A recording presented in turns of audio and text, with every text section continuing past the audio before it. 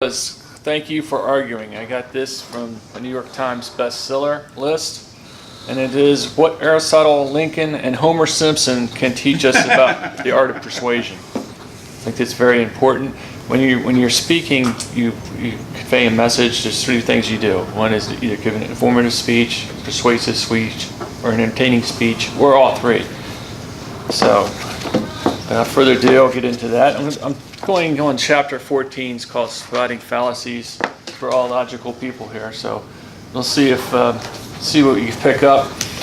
This is called the 7 Deadly Logical Sins, Ways to Use Logic as a Shield. And using Homer Simpson, Lisa, would you like a donut? No thanks.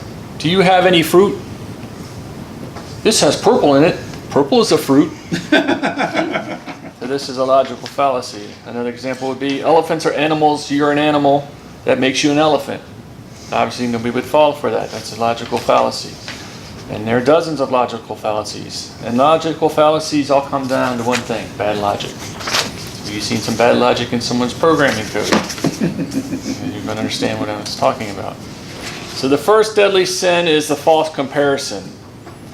Made with all natural ingredients. You see these reading on packages? Well, botulism is a natural ingredient. That's an example of a false comparison. And then Homer, when he gave the example, this donut has purple, and purple is a fruit. You should eat this donut. So Homer confuses purple's fruitiness with a fruit. And he actually, if you watch Homer Simpson, he uses that quite a bit. It's one of his things. And here's one you might get from one of your kids. Why won't you drive me to school? All the other parents drive their kids to school. And the parent's response would be, what if all the other children's parents told them to jump off a cliff? Would you follow? So this is an example of a false comparison. So some things you'll pick up, you'll notice maybe in language. And also, when going through this helps you with your speeches. So this is a good book to pick up different topics. The second deadly sin is a bad example. Seeing all those crimes on TV, the parent, seeing all those crimes on TV makes me want to lock up my kids and never let them out. And the rhetorical reply would be, good. That'll keep a couple more potential criminals off the street. Get the logical fallacy, locking your kids up and keeping them off the street. So that is a bad example. The third bad example is ignorance as proof. Dude, I believe in extrasensory perception and UFOs because scientists have never disproven them.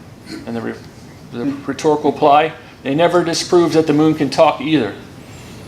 And the believer says, you think it can? Never mind. And the fourth is called a tautology.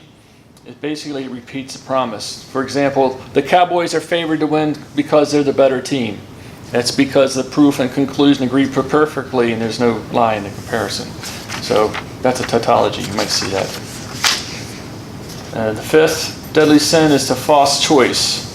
My client's motorcycle helmet failed, leaving him with a permanent devastating headache. The jury should find the manufacturer grievously at fault. He's blaming the helmet for his injury, causing him to have a headache, but it saved his life. So the rhetorical reply would be, should the helmet have a label warning against driving 100 miles an hour while cracking open a beer and talking on a cell phone? Because that's what your plaintiff was doing. The sixth deadly sin is the red herring, which they call, if anybody's watched South Park, there's a thing called the Chewbacca defense. If anybody's familiar with that, this is what's called the Chewbacca defense. Basically, at some point in history, the red herring came up. It's some bad guys theoretically use a strong-smelling smoke herring to throw dogs off their scent when they're hunting for them. So that's where the term red herring comes from. And then if you watch the South Park episode, there's Johnny Cochran's on there, and his defense for Chewbacca would be, why would a Wookiee, an 8-foot-tall Wookiee, want to live on Endor with a bunch of 2-foot-tall Ewoks? Does not make sense, but most importantly, you have to ask yourself, what has this have to do with this case? Nothing. No, ladies and gentlemen, this supposed jersey has nothing, does not make sense. If Chewbacca does not live Endor, you must acquit. The defense rests. So it throws a red herring, it has nothing to do with the case, it throws it out. The seventh deadly sin is the wrong ending. There's again parents with their kids. Parents explaining to the kids, if I let you skip dinner, then I have to let all the other kids skip dinner too. The argument doesn't work because letting one kid skip dinner dismisses the other kids. What parent would say that? Every rule applies the same to each kid.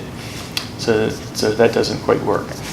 And then the other one would be our college admission. When they're trying to, if you ever get these letters, if you're going to college, they're always asking for money. I went to Towson and they're always asking for money.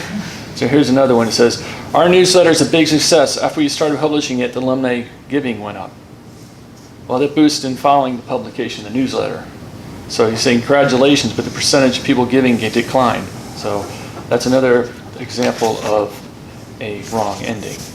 And pretty much concludes my speech. They give you the 7 false fallacies. This is a pretty good book if you want to read it. It's a little bit hard to read, so I'd like to have to highlight and go through the examples to explain it. But it could help you maybe with your speeches and give you ideas how to do that. And with that, tell the Toastmasters I conclude my speech. Thank you.